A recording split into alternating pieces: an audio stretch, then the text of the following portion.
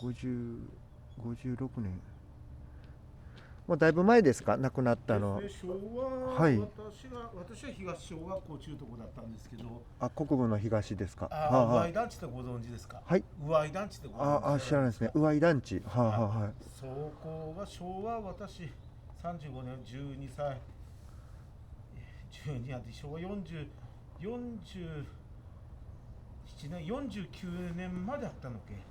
南小学校に統合したんですよ。南の方に統南合したんですか。小学校に健康。その宇和井団地の人は結構人がいっぱいだったんですか。私の東は200人ぐらいおったですよ、ね。もう校舎は残ってないんですかね。もう全然ですよね。まだ残ってるのは平山、塚脇、川原ぐらいが残ってるだけでですね。ここはあれなんですかね。どういう集落だったんでしょうかね。上野段は。上野段はそこ南日さんから上の方から小葉とか、はい、小葉も上野段、それでふのき、鹿児島ラーメンのそば、下に集落がありますもんね。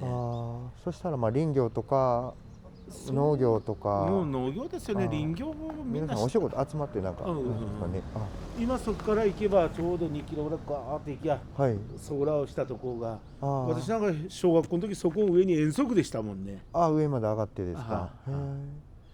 すごく景色はいい感じですかね。もう人は少なくなりますね。なんかやっぱりちょっと子供が遠く行っちゃうんですかね。ですね。平山、川原も十何人しかおらんちゅう。急に下がるみたいですね。人口ってなんか大丈夫だろうと思ってたら、なんか急にガタンって。ですよ。だから結婚したら3人子供を作らんとか。